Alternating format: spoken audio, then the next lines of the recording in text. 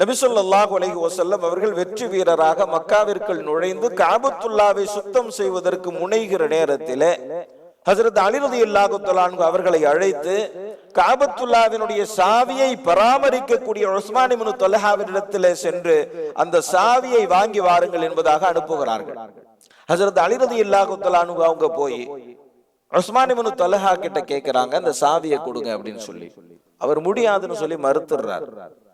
ஹஜ்ரத் அலி ரலியல்லாஹு தஆலா அன்ஹு அவங்க அவரோட சண்டை போட்டு அந்த சாவியை வாங்கி கொண்டு வருகிறார்கள். நபி ஸல்லல்லாஹு அலைஹி வஸல்லம் அவங்க கிட்ட அந்த சாவி கொடுக்கப்படுகிறது. காபத்துல்லாவை திறந்து உள்ளே நபி ஸல்லல்லாஹு அலைஹி வஸல்லம் அவர்கள் நின்று கொண்டிருந்த நேரத்தில் தான் இந்த வசனம் இறங்குகிறது. இன்னல்லாஹ யஅமுருக்கும் அன் துஅத்துல் அமானாதி இலா அஹ்லிஹா.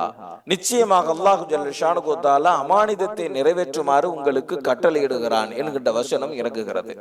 காபத்துல்லாவிலிருந்து வெளியே வருகிறார்கள். ஹஜ்ரத் அப்பாஸ் ரலியல்லாஹு தஆலா அன்ஹு அவர்கள் சொல்லுகிறார்கள், அந்த சாவியை என்னிடத்தில் ஒப்படையுங்கள். ஜம்சம் தண்ணீரை விநியோகிக்கக்கூடிய பொறுப்பு என்னிடத்தில் தான் இருக்கிறது. எனவே இந்த காபத்துல்லாவினுடைய சாவியை பராமரிக்கக்கூடிய உயர் பொறுப்பையும் எங்களுக்கு வழங்க வேண்டும் என்பதாக நபி ஸல்லல்லாஹு அலைஹி வஸல்லம் அவர்களினுடைய பெரிய தந்தையாகிய ஹஜ்ரத் அப்பாஸ் ரலியல்லாஹு தஆலா அன்ஹு அவர்கள் கேட்கிறார்கள்.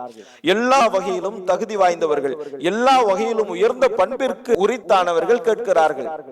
இந்த வசனம் இறங்கிய காரணத்தினால் நபி ஸல்லல்லாஹு அலைஹி வஸல்லம் அவர்கள் ஹஜ்ரத் அலி ரலியல்லாஹு தஆலா அன்ஹு அவர்களை அழைத்தார்கள். அழைத்து சொன்னார்கள், இதோ சாவி, இதை கொண்டு போய் உஸ்மான் இப்னு தல்ஹாவிடத்திலே ஒப்படைத்து விடு. ஒன்று. இரண்டாவது, நீ அவர்களிடத்திலே சண்டையிட்டு வந்தாயே, அவ்வாறு சண்டையிட்டதற்கு மன்னிப்பு கேள். இரண்டு.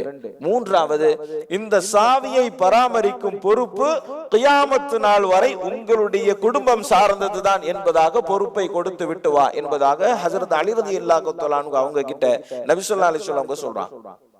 ஹஜ்ரத் அலி ரலியல்லாஹு தஆலா அன்ஹு அவங்க உஸ்மான் இப்னு தல்ஹாட்ட போறாங்க. போய் சொல்றாங்க, நபி ஸல்லல்லாஹு அலைஹி வஸல்லம் அவங்க இந்த சாவி உங்கள்கிட்ட கொடுக்க சொன்னாங்க. ஒண்ணு.